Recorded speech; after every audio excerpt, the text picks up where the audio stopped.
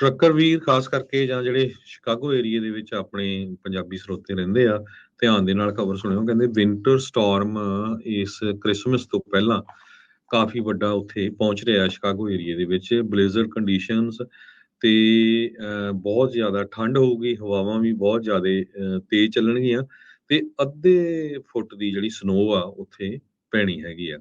ਸੋ ਜਿਹੜਾ ਵਰਸ ਕੰਡੀਸ਼ਨ ਆ ਉਹ ਵੀਰਵਾਰ ਨੂੰ ਡਿਵੈਲਪ ਹੋਣੀਆਂ ਸ਼ੁਰੂ ਹੋ ਜਾਣਗੀਆਂ, ਜੋ ਕਿ ਫਰਾਈਡੇ ਸ਼ਾਮ ਤੱਕ ਇਦਾਂ ਹੀ ਚੱਲਦਾ ਰਹੂਗਾ। ਉਹ ਤੋਂ ਬਾਅਦ ਫੁੱਲ ਫਲੈਜ ਬਲਿਜ਼ਰਡ ਪੋਸੀਬਲ ਹੈਗਾ ਆ, ਤੇ ਜਿਹਦੇ ਨਾਲ ਟੈਂਪਰੇਚਰ ਬਹੁਤ ਜ਼ਿਆਦਾ ਡਾਊਨ ਹੋ ਜਾਊਗਾ। ਇਹ ਨੈਸ਼ਨਲ ਵੈਦਰ ਸਰਵਿਸ ਨੇ ਦੱਸਿਆ ਹੈਗਾ ਆ।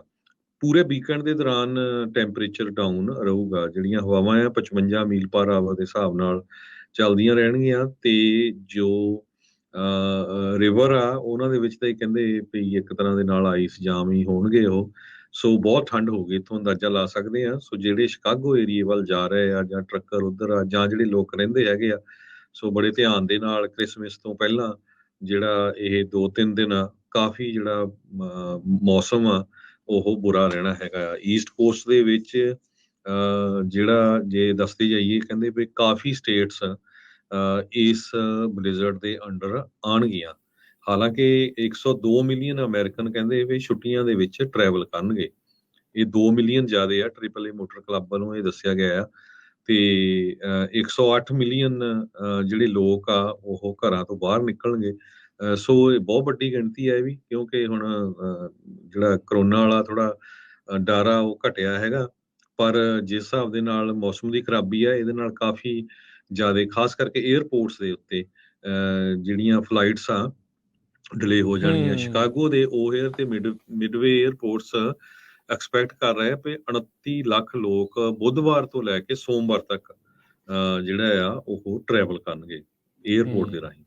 ਜੀ ਬਿਲਕੁਲ। ਸੋ ਕ੍ਰਿਸਮਸ ਦਾ ਇਹ ਜਿਹੜਾ ਵੀਕਐਂਡ ਆ ਤੇ ਕਹਿੰਦੇ ਵੀ ਆਰਟਿਕ ਏਅਰ ਜਿਹੜੀ ਕੈਨੇਡਾ ਤੋਂ ਆ ਉਹ ਸ਼ਿਫਟ ਹੋਈ ਆ ਥੱਲੇ ਵੱਲ ਨੂੰ, ਤੇ ਲਾਈਫ ਥ੍ਰੈਟਨਿੰਗ ਠੰਡ ਕਈ ਇਲਾਕਿਆਂ ਦੇ ਵਿੱਚ ਹੋਊਗੀ। ਜੇ ਤੁਹਾਡੇ ਕੋਲ ਗਰਮੈਸ਼ ਵਾਲੀ ਚੀਜ਼ ਨਹੀਂ ਹੈਗੀ ਤਾਂ ਮੌਤ ਹੋਣ ਦੀ ਸੰਭਾਵਨਾ ਵੀ ਉੱਥੇ ਤੁਹਾਡੀ ਬਣ ਸਕਦੀ ਆ। ਬਿਜਲੀ ਵੀ ਜਾ ਸਕਦੀ ਹੁੰਦੀ ਆ।